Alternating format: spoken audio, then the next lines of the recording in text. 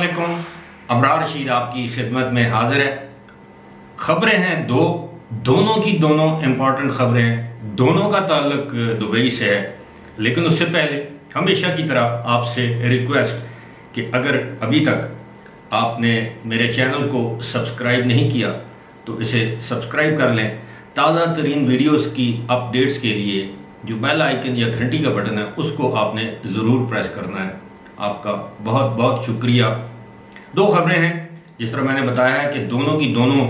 بہت امپورٹنٹ ہیں، اہمیت کی حامل خبریں ہیں۔ ایک تو یہ ہے کہ دبئی نے ایک مرتبہ پھر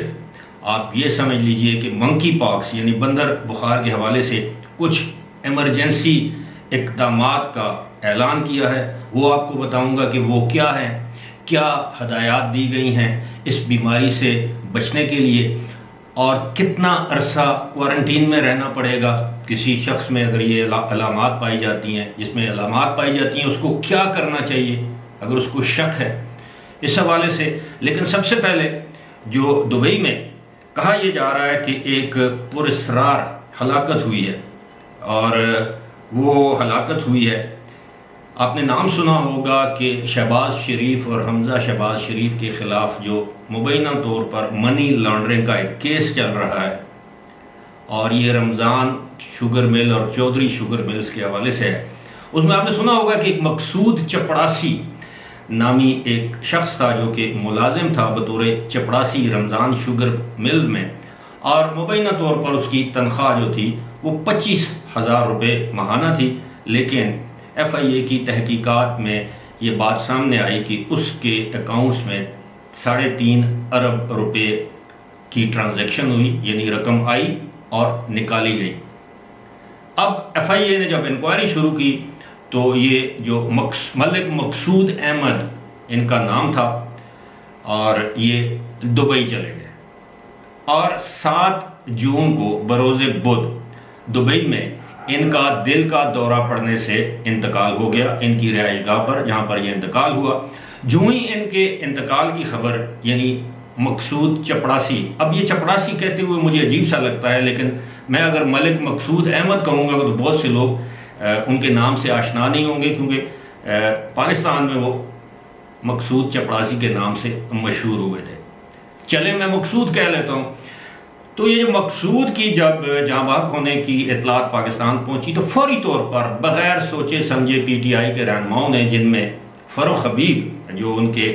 شاید ڈپٹی سیکرٹری اطلاعات ہیں، انہوں نے فوری طور پر بیان دے دیا کہ ان کی موت جو ہے وہ پراسرار طریقے سے ہوئی ہے، اس کی تحقیقات کرنی چاہیے۔ ان کے علم میں یہ نہیں شاید، حالانکہ وہ وزیر رہ چکے ہیں، کہ ان کی جو موت ہوئی ہے وہ دبئی میں ہوئی ہے، پاکستان میں نہیں ہوئی۔ اور دبئی میں جب موت واقع ہوتی ہے تو وہاں کی پولیس ہر اینگل سے اس کی تحقیق کرتی ہے، انویسٹیگیشن کرتی ہے۔ ایسے بہت سے میں مقدمات یا کیسز کا ذکر کر سکتا ہوں جس میں وہاں کی پولیس نے مکمل تحقیقات کرنے کے بعد ڈیڈ باڈی جو ہے ورثاء کے حوالے کی۔ تو 7 جون صبح 10 بجے ان کو دل کی تکلیف محسوس ہوئی، اور فوری طور پر ان کو ہسپتال پہنچایا گیا، ایمبولنس کال کی گئی۔ ہسپتال پہنچنے پر ڈاکٹروں نے کہا کہ راستے میں ہی ان کا انتقال ہو چکا تھا۔ اس کے بعد کرائم سین کے طور پر جہاں پر یہ رہائش پذیر تھے ملک مقصود احمد، ان کی رہائش گاہ کو سیل کر دیا گیا، وہاں سے تمام نمونے وصول کیے گئے، تمام حالات کا جائزہ لیا گیا، ان کے کپڑوں کے نمونے وصول کیے گئے، ان کے باقی جو جسم کے نمونے وصول کیے گئے، اور بالآخر تمام تر تحقیقات کے بعد 9 جون کو یہ بتایا گیا کہ جناب ان کی جو موت ہے، جو ڈیتھ سرٹیفکیٹ پولیس کی جانب سے جاری کیا گیا،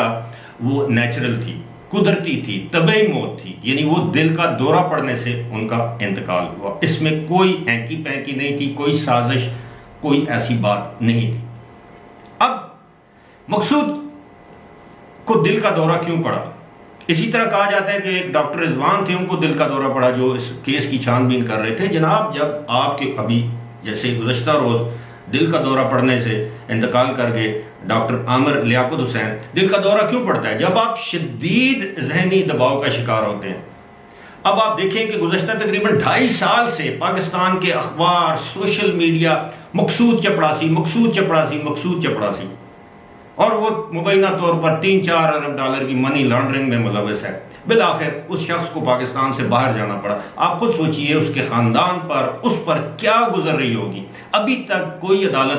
اس پر یہ ثابت نہیں کر سکی، یعنی عدالت میں یہ جو جرم ہے وہ ثابت نہیں ہوا، لیکن وہ شخص 2.5-3 سال کس کرب سے گزرا ہوگا، اس کا اندازہ وہی شخص لگا سکتا ہے جو اس کرب سے گزر رہا ہو۔ تو لہٰذا یہ ایک فطری بات ہے۔ اب کتنے نوجوان اب کتنا پریشر برداشت کریں گے، سماجی پریشر، معاشی پریشر، ملک سے، اپنے اہل خانہ سے دور رہنے کا پریشر، بدنامی کا پریشر، رسوائی کا پریشر۔ تو بالآخر دبئی کے حکام نے دودھ کا دودھ پانی کا پانی کر دیا۔ وہ کسی کی سفارش نہیں مانتے، کوئی سیاسی مصلحت کا خیال نہیں کرتے کہ کس کا یہ ملازم تھا، کس کا نہیں تھا۔ انہوں نے اپنی تحقیقات مکمل کر کے یہ ایک ڈیتھ سرٹیفکیٹ جو جاری کیا ہے اس میں واضح طور پر لکھا ہے کہ مقصود کی موت جو ہے وہ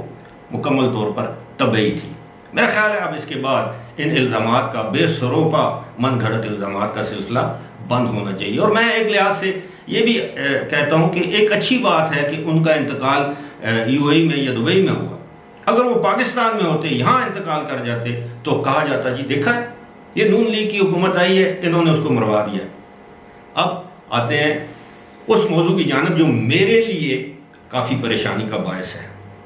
میرے جو فالوورز جو ایک طویل عرصے سے 2.5 سال سے یا 2 سال سے مجھے دیکھ رہے ہیں، میری ویڈیوز دیکھتے ہیں، وہ اس بات سے اچھی طرح آگاہ ہے میں مکمل تحقیق کرنے کے بعد کسی موضوع پر اظہار خیال کرتا ہوں تاکہ میری ویڈیو میں کوئی دروغ گوئی نہ ہو، کوئی غلط بات نہ ہو، کوئی فیک چیز شامل نہ ہو۔ میں سنی سنائی بات پر یقین نہیں کرتا اور سنی سنائی بات آگے نہیں پھیلاتا۔ آپ کو یاد ہوگا کہ میں نے کووڈ کے دنوں میں دسمبر 2019 میں نے کہا تھا کہ یہ وبا پھیل رہی ہے ابھی چائنا میں، یہ پوری دنیا میں پھیلے گی۔ اس وقت WHO عالمی ادارہ صحت یہ کہہ رہا تھا کہ نہیں ایسی کوئی بات نہیں ہے۔ خیر اس کے بعد دنیا نے دیکھا، میں یہ نہیں کہتا کہ میں عقل کل ہوں یا میں اپنی طرف سے نہیں، میں بھی دنیا میں ہونے والی ریسرچ سے استفادہ کر رہا تھا اور لوگوں کو بتانے کی کوشش کر رہا تھا کہ بالآخر کووڈ نے کتنی تباہی پھیلائی۔ اب یہ جو وبا ہے منکی پاکس، جس کو ہم پاکستانیوں نے بندر بخار کا نام دیا ہے، اردو میں اس کا یہی ترجمہ ہو سکتا ہے۔ اب یہ پہلے بھی میں آپ کو بتا چکا ہوں کہ یہ وبا جو ہے جس طرح خسرہ ہوتا ہے یا ہمارے ہاں ایک چکن پاکس جسے کہتے ہیں، جس کو عرف عام میں پاکستان میں لاکڑا کاکڑا کہتے ہیں، یہ اس قسم کی ایک بیماری ہے جو کہ یقیناً بندر کی نسل سے یہ انسانوں میں منتقل ہوئی ہے۔ اب UAE میں 13 کیسز اس کے رپورٹ ہو چکے ہیں گزشتہ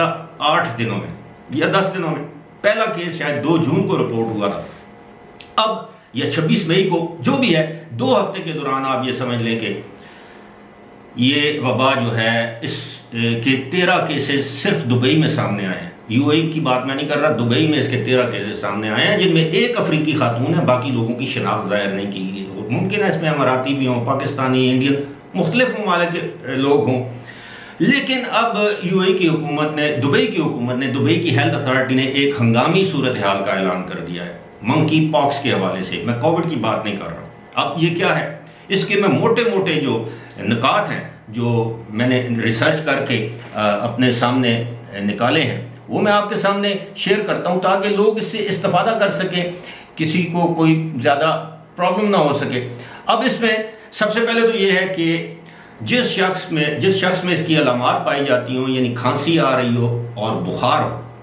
اور اس کے جسم پر ریشز، یعنی جسم کے کسی بھی حصے پر، گردن پر، چہرے پر، بازوؤں پر، ہاتھوں پر، پاؤں پر، ٹانگوں پر،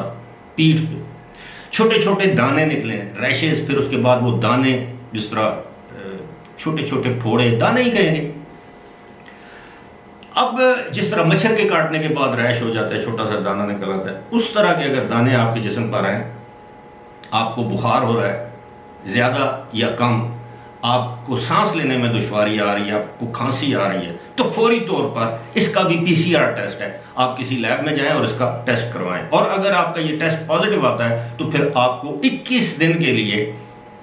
کوارنٹین میں رہنا لازمی ہے۔ اب 21 دن کی کوارنٹین میں کیا ہے کہ اگر آپ کے گھر میں آپ اپنے آپ کو ایک کمرے میں آئسولیٹ کر سکتے ہیں، جہاں پہ ہوا آ اور جا رہی ہو، یعنی ایئر کنڈیشنر ہو، پنکھا ہو، کھڑکیاں روشن دان وغیرہ ہوں، اور آپ کے گھر کے اس کمرے کے ساتھ اٹیچ واش روم ہو، باتھ روم ہو، تو آپ وہاں پہ آئسولیٹ کر سکتے ہیں اپنے آپ کو 21 دن کے لیے۔ 21 دن کے بعد دوبارہ آپ کا ٹیسٹ آئے گا، اور کہا یہ جاتا ہے 2 سے 4 ہفتے تک یہ بیماری جو ہے وہ انسان کو لاحق رہتی ہے، اور اس دوران اس کا باقاعدہ علاج کیا جاتا ہے۔ اور آپ دبئی ہیلتھ اتھارٹیز کے پاس آپ کا ریکارڈ آ جاتا ہے۔ دبئی ہیلتھ اتھارٹی جو ہے وہ آپ کو وقتاً فوقتاً آپ کا پتہ کرتی رہتی ہے، آپ کو چیک کرتی ہے کہ جی آپ ٹھیک ہیں۔ ساتھ ہی ساتھ یہ بتایا گیا کہ ان 21 دن کے دوران اگر آپ کی طبیعت بگڑ جاتی ہے، زیادہ خراب ہو جاتی ہے، تو آپ اپنے قریب ترین اسپتال یا میڈیکل سینٹر میں جا سکتے ہیں، ایمبولینس کال کر سکتے ہیں، یا خود جا سکتے ہیں، وہاں پر آپ کا علاج بھی کیا جائے گا اور آپ کو آئسولیشن میں رکھا جائے گا۔ یہ تو ہو گیا ایک۔ اب وہ لوگ جن کے پاس جو شیئرنگ میں رہتے ہیں، ایک کمرے میں 2 یا 3 افراد رہتے ہیں، جن کے پاس آئسولیشن کے لیے یا اپنے آپ کو الگ رکھنے کے لیے جگہ نہیں ہے، تو ان کے لیے انسٹیٹیوشنل